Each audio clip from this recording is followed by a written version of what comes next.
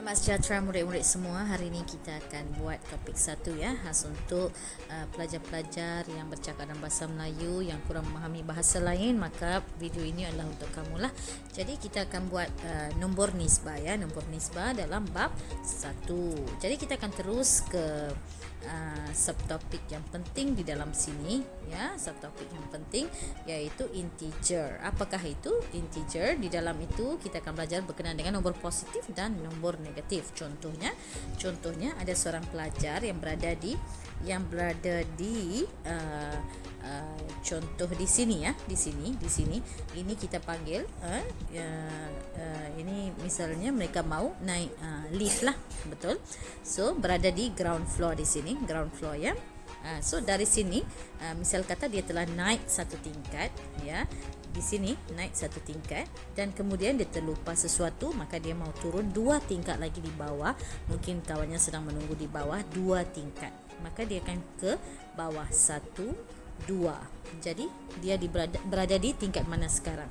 Ini adalah tingkat, satu tingkat di bawah sudah, betul. Ini adalah ground floor, ini adalah tambah 1, tambah 2 dan seterusnya. Jika dia turun ke bawah, maka itu akan menjadi turun, itu kita tulis sebagai negatif. Okey, tolak, turun. Okey, itu kita panggil sebagai negatif. Ini satu lagi turun ke bawah, maka dia sudah negatif 2. Okey, jadi jika kita tengok contoh di sini, kereta A bergerak 40 meter ke kanan. Okey, apa itu nombor positif, apa itu nombor negatif? Positif adalah semua benda yang baiklah, contohnya seperti kanan, atas, apa lagi, bertambah, naik ya, semua ini adalah kita kategorikan sebagai positif ataupun untung. Semua yang baik-baik itu kita akan kategorikan sebagai positif dan seterusnya kita ada negatif. Negatif maksudnya yang opposite lah ya, bertentangan dengan yang tadi. Okey, kita ada kiri, kita ada bawah, kita ada tolak, kita ada turun, okey, kita ada rugi dan seterusnya. So semua benda yang baik ini kita wakilkan sebagai nombor positif dan semua benda yang tidak baik, okey, yang bertentangan dengan benda baik itu kita panggil sebagai nombor negatif. Contohnya kereta A ini bergerak 40 meter ke kanan. Kita tulis 40, kanan itu adalah baik kan? Kanan, maka kita akan letak simbol positif. Positif harus diletak di bahagian hadapan nombor tersebut, bukan di belakang ya, di hadapan. Okey, seterusnya kereta B pula bergerak 50 meter ke kiri. Tulis nombornya 50, kiri maksudnya negatif.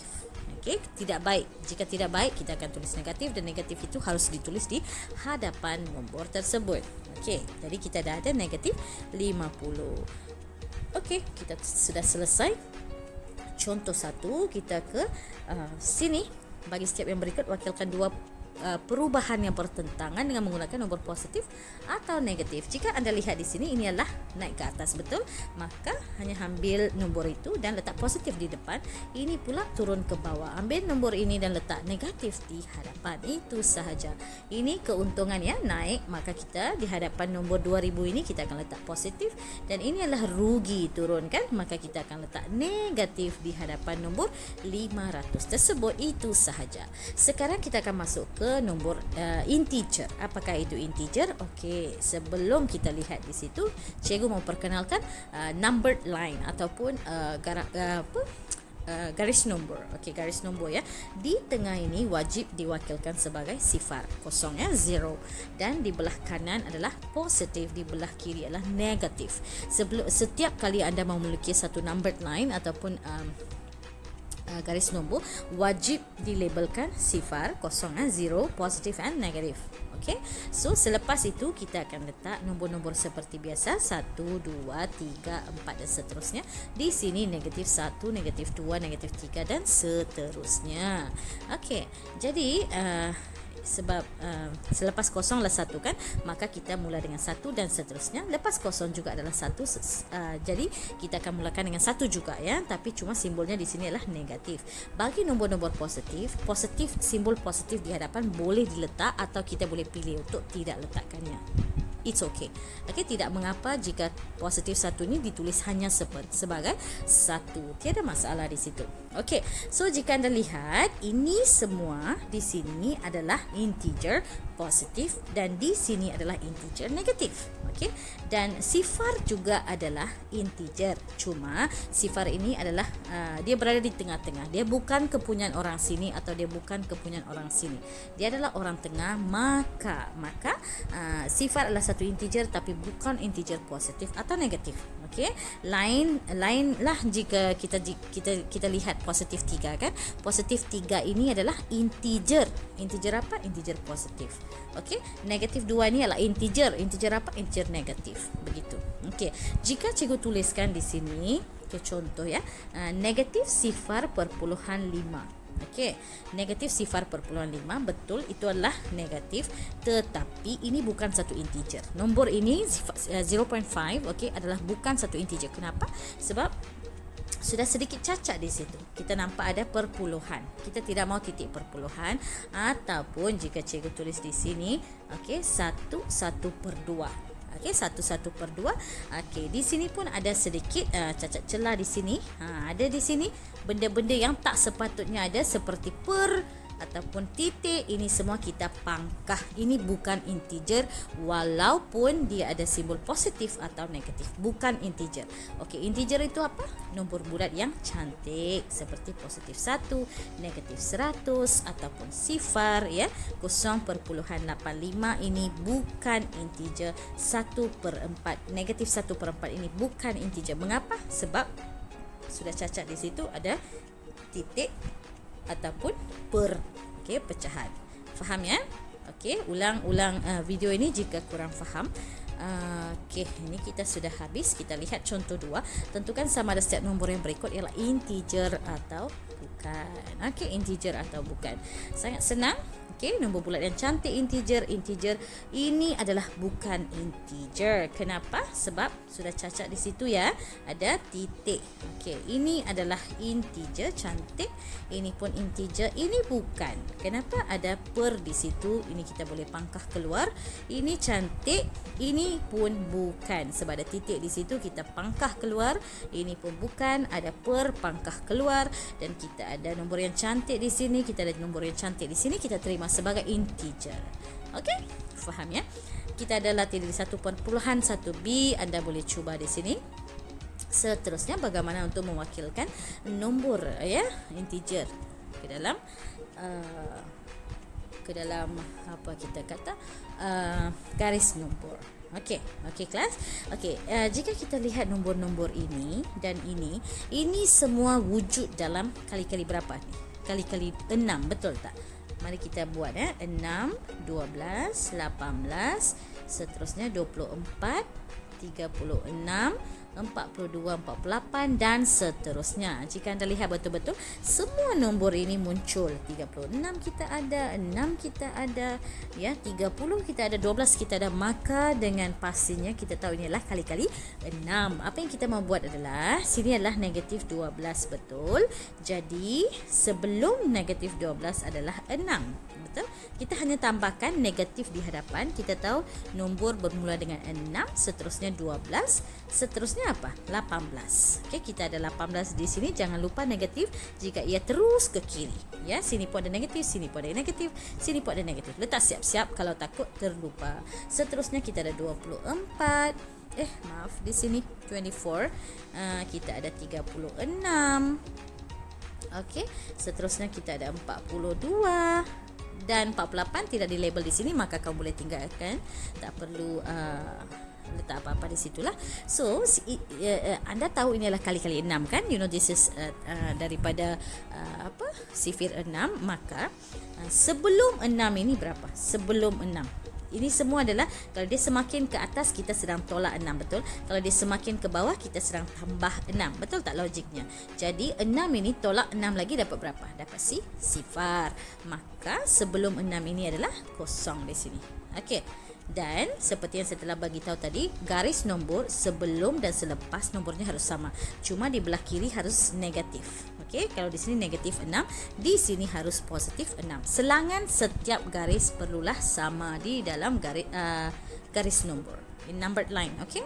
Dia punya jarak perlu sama. Jika anda tinggalkan berapa kotak di sini, contoh 4 kotak, di sini pun wajiblah 4 kotak. Faham? Ya. Jadi itulah serba sedikit mengenai garis nombor. Kita pergi ke latih diri 1.1c. Dia ada di sini. Okey, dia ada nombor di sini negatif 5. Okey. Okey, kalau mau shortcut sikit lah ya, sentiasa kita labelkan sebagai kosong, positif and negatif. And then kita ada nombor-nombor negatif di sini 3 dengan 5. Okey, lepas kosong wajibnya apa? 3 dulu kan 5 dulu? 3 dulu kan? Jadi kita letak 3 dulu. Lepas tu kita ada 2 nombor lagi. 2 nombor lagi iaitu 5 dan 1 sebagai nombor positif. Lepas kosong di sini kita wajib tulis 1. Barulah 5 ya, 5. Cuma apa? Selangan dia kamu kena kira betul-betul lah. Tapi ini sudah betul. Ini sudah betul, tapi jika dia suruh lukis garis nombor, kamu harus ambil kira selangan dia. Berapa kotak? Okey, jadi di sini mungkin kamu tinggalkan berapa kotak? 1, 2, 3. Di sini mungkin ada berapa? 4, 5. Terus 2 kotak saja di sini. Okey, 2 kotak saja di sini. 4, 5. Okey, begitulah. Sini 1 dah betul. Sini mungkin kamu kena selang 1, 2, 3, 1, 2, 3, 4. Lagi 1, 5. Macam tu. Okey, selangan dia. Tapi label dia sudah betul. Okey, kamu hanya perlu ambil perhatian pada selangan kotak lah bila lukis. Lukis apa tu? Garis nombor ini. Okey, di sini dia kata lengkapkan setiap garis nombor yang berikut sama.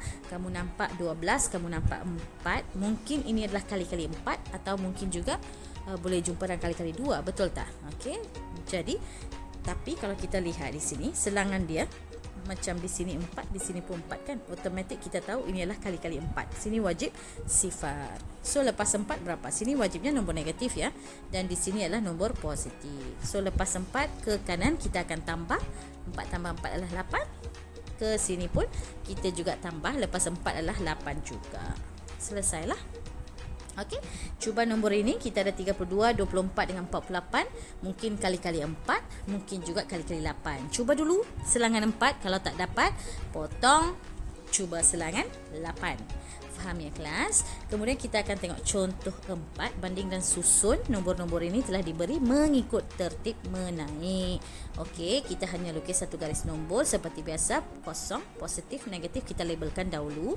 Seterusnya kita mau letak apa? Kita ada negatif 1, negatif 5, negatif 3. So lepas habis kosong kita ada 1 dulu, kemudian 3. 1 dulu, kemudian 3. Baru kita ada negatif 5. Betul tak kelas? 1, 3, 5. Okey. Seterusnya kita ada nombor-nombor positif iaitu 6, 2, 4. Kita akan mulakan nombor dengan 2 dulu. Okey, dengan 2, kemudian 4, kemudian 6. Selesailah sudah kita punya susunan.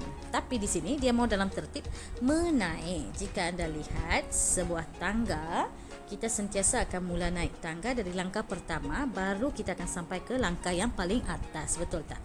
Jadi kalau menaik itu maksudnya dari kecil ke besar. Ingat tangga itu. Yang mana kecil? Negatif ke positif? Ya, di sini ya, di sini adalah kecil. Maka kita perlu susun semula nombor-nombor ini dari kiri ke kanan. Apa? Kita just ambil semula semua nombor ini. Negatif 5, tulis dengan dipisahkan dengan koma. Negatif 1, adakah sifar diberi di dalam soalan? Ya. Jika tidak diberi, kamu just tinggalkan sifar itu ya. Jika diberi, salin saja dari kiri ke kanan. Ramai pelajar jadi keliru ya. Dah sampai sini dia macam terbalik sikit. Jangan keliru kelas. Bila benda tu lah menaik terus dari kiri ke kanan. Apa yang kamu nampak itu yang kamu tulis. Okey. Kita ada 2, kita ada 4 dan last kali adalah 6. Jika soalan yang sama, dia mau dalam tertib menurun. Contohnya ya, dalam tertib menurun. Kalau menurun itu adalah dari besar ke kecil. Betul? Jadi kita akan terbalikkan anak panah. Apa yang kita akan nampak dahulu adalah 6. Seterusnya 4, 2, 0, negatif 1, negatif 3 dan negatif 5. Okey? Itu sahaja, sangat-sangat mudah. Jika kurang faham, kamu boleh pause dulu. Kamu boleh mainkan semula video ini banyak kali. Okey, kita dah habis di sini. Kita pergi ke latih diri. Anda boleh cuba sendiri. Kemudiannya kita ada operasi asas aritmatik yang melibatkan integer, sangat senang. Okey, sangat senang soalan-soalan begini. Okey, cikgu akan buat yang ini dahulu. Okey, 8. Okey, sebelum kita mula, apa yang cikgu perkenalkan kepada anak-anak murid cikgu adalah jika ada dua muka yang sama, okey, contoh positif dan positif kan, ini kita akan lihat sebagai twins, anak kembar yang seiras. Muka kan sama. Okey, twins, identical twins dalam bahasa Inggeris kita panggil. Cuma kalau positif dia adalah girls lah, anak perempuan. Okey, mukanya sama. Jadi cikgu suka. Bila cikgu suka, kita ambil sebagai baik, positif. Okey, negatif juga muka yang sama, cuma ini adalah boys. Okey, ini pun muka yang sama, twins juga yang seiras, maka negatif pun cikgu suka. Sebab apa cikgu suka? Sebab mukanya sama. Negatif. Bila muka sama cikgu suka. Bila cikgu suka, cikgu letak positif. Faham? Ini adalah non-identical twins yang tidak seiras. Kalau tidak seiras, okey, negatif positif contoh, cikgu tak sukalah. Ataupun ini perempuan lelaki, positif negatif pun cikgu tak suka, cikgu bagi negatif di situ. So apa yang murid-murid harus lakukan adalah hafal benda ni dulu, jangan tersangkut, wajib benda ni kamu clear di kepala otak kamu, baru boleh buat soalan-soalan seterusnya. Okey, di sini apa yang cikgu mau perkenalkan adalah satu nombor harus pegang satu simbol. Maksudnya kita sudah ada 8 di sini, di hadapannya tiada simbol, maka kita harus bagi satu simbol, tapi jangan bagi negatif lah. Bila kamu bagi kepada orang, perlulah hati yang besar, bagi benda positif, jangan bagi yang negatif. Dan di sini 3 perlu ada simbol. Masalahnya di sini kenapa ada 2 simbol?